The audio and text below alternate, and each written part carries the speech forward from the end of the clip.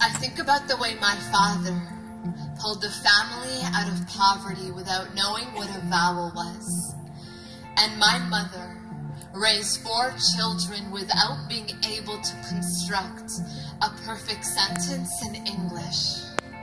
A discombobulated couple that landed in the new world with hopes that left a bitter taste of rejection in their mouths. No family, no friends, just man and wife. 2 university degrees that meant nothing. 1 mother tongue that was broken now. 1 swollen belly with a baby inside. A father worrying about jobs and rent, 'cause no matter what, this baby was coming. And they thought to themselves, for a split second, was it worth it to put all of our money into the dream of a country that is swallowing us whole?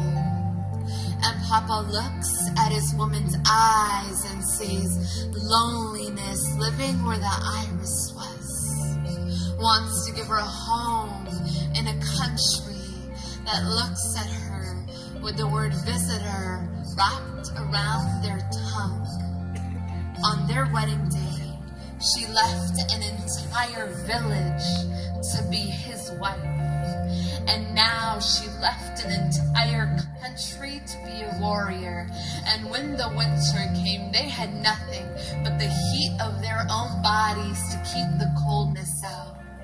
And so, like 2 brackets, they faced one another to hold the dearest parts of them, their children, close as they turned a suitcase full of clothes into a life and regular paychecks to make sure the children of immigrants did not hate them for being the children of immigrants.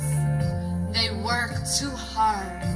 You can tell by their hands, their eyes were begging for sleep, but our mouths were begging to be fed.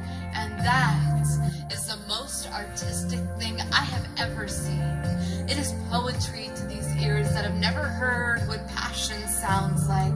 And my mouth is full of likes and ums when I look at their masterpiece, because there are no words in the English language that can articulate that kind of beauty.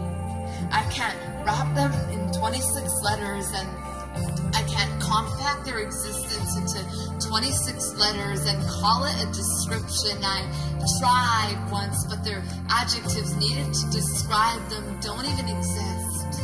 So instead, I ended up with pages and pages full of words followed by commas and more words and more commas, only to realize that there are some things in the world so infinite they could never use a full stop.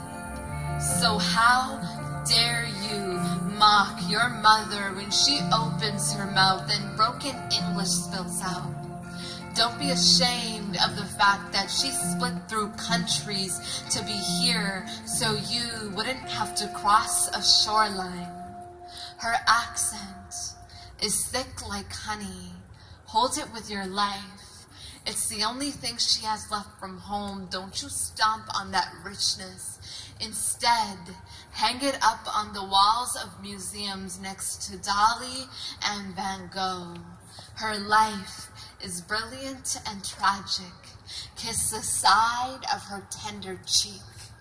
She already knows what it sounds like to have an entire nation laugh when she speaks.